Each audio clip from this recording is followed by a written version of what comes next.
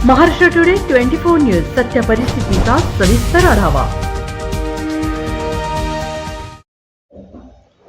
सरकारी जमीन व परस्पर विक्री शर्तभंग प्रकरणात कार्यवाही नाही। कार्यवाही न झाल्यास आमरण उपोषण। परभणी तालुक्यातील आलापूर पांढरी परिसरातील सर्वे नंबर 15-1 गट नंबर 58 क्षेत्र 4 हेक्टर 43 व सर्वे नंबर 15-2 गट नंबर 29 क्षेत्र 4 हेक्टर 52 ही शेतजमिनीवर 1950 पासून वडिलोपार्जित वहिवाटीत गंगाधर नामदेवराव धस व पुंडलिक नामदेवराव धस, मदन नामदेव धस, अमृत किसनराव धस व दत्तराव किसनराव धस यांचे नाव होते। परंतु अनधिकृत ताबेदाराने बेकायदेशीर व जिल्हा प्रशासनाची पूर्व परवानगी न घेता सरकारी जमिनीची परस्पर विक्री करून शर्तभंग केला। या प्रकरणी गंगाधर नामदेवराव धस यांनी व त्यांच्या भाऊबंधांनी वेळोवेळी परभणी जिल्हाधिकारी कार्यालयात तहसीलदार व तलाठींकडे पाठपुरावा केला, परंतु शासनाची बेकायदेशीररित्या जमीन विक्री करणाऱ्यांवर जिल्हा प्रशासन कार्यवाही करत नाही। त्यामुळे गंगाधर नामदेवराव धस व त्यांचे सहकारी 10 जुलै 2024 रोजी जिल्हाधिकारी कार्यालयासमोर आमरण उपोषणास बसणार आहेत। महाराष्ट्र टुडे मराठीसाठी ब्युरो रिपोर्ट मेहबूब शेख, परभणी। जोरात बोला, जोरात। माझं नाव गंगाधर नामदेवराव धस, राहणार आलापूर पांढरी, तालुका जिल्हा परभणी। काय प्रकरण आहे नेमकं? जमिनीचं प्रकरण आहे। सर्वे नंबर 58 आणि सर्वे नंबर 29, 15/1, 15/2 या जमीन शासकीय जमीन असून आमच्या वडिलांना वाहिलेली होती। आम्ही सुद्धा वाहिली। किती वर्षापासून? 50 वर्षापूर्वी वाहिली जमीन। म्हणजे जवळपास 1950 पासून? हां, 1950 म्हणजे 50 नाही, जवळपास 70 वर्ष। 70 वर्ष म्हणजे तुमच्या वडील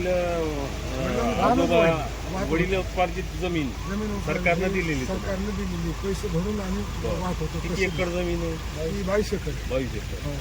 याच्यामध्ये नेमकं काय झालं? याच्यामध्ये पुढचं वडील आमचे वारले। बरं। जे कारभारी होते ते वडील वारले।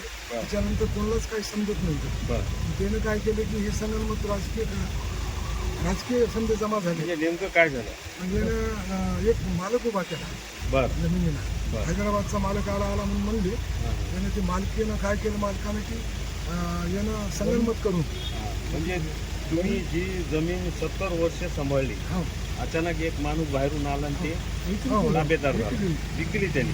त्यानं आपले करून घेतले तहसीलदार साहेबाच्या गोरेगावकर। म्हणजे ही सरकारी जमीन? सरकारी जमीन ती आपली करून घेतली आणि यानं गोरेगावकरला विकली।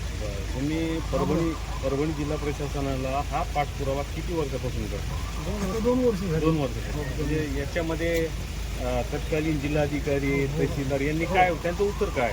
काही नाही, आम्हाला उत्तरच देईन। होईल होईल म्हणायचे, पण काहीच नाही। तुम्ही काय म्हणता मामा? तुम्ही काय म्हणता? आम्ही जी जमीन ही लई दिवसापासून वाचतो। जमिनीची वळीत आमची तोडण्याचं कारण झालं की बाहेरगावचे हैदराबादचे कोणतरी माणसं आली, त्यांनी ती जमीन खरेदी विक्री केली, आम्हाला जमिनीच्या बाहेर काढलं।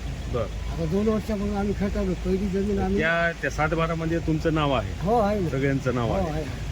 सगळे जे वहितीधारक आहेत त्यांचं नाव सगळ्यांचं? आमच्या वैद्यदाराचे नाव नामदेव संतोबा आणि किशन विठोबा ही जमीन वाचवती। आता किती एकर जमीन आहे ती? 22 एकर। 22 एकर। बरं। परभणी तालुक्यातील आलापूर पांढरी येथील सरकारी जमीन आहे, जवळपास 22 एकर। या हा जमीन म्हणजे सरकारी शासनाचा ताबा असताना ताबेदारांनी सरकारची म्हणजे जिल्हा प्रशासनाची परवानगी न घेता ही जमीन परस्पर विक्री केली। पण यामध्ये जिल्हा प्रशासनाकडून कोणतीही कारवाई झाली नाही। म्हणजे सांगण्याचा अर्थ हा आहे की शर्तभंग प्रकरणात सरकारनं कारवाई करावीच लागते सरकारला, प्रशासनाला, जिल्हा प्रशासनाला, कारण ही जमीन सरकारी आहे आणि शासनाला याच्यावर कारवाई करणे भाग आहे। महाराष्ट्र टुडेसाठी मी मेहबूब शेख, परभणी। आजच महाराष्ट्र टुडे 24 न्यूजला सबस्क्राईब करा आणि सत्य परिस्थितीचा सविस्तर आढावा पहा।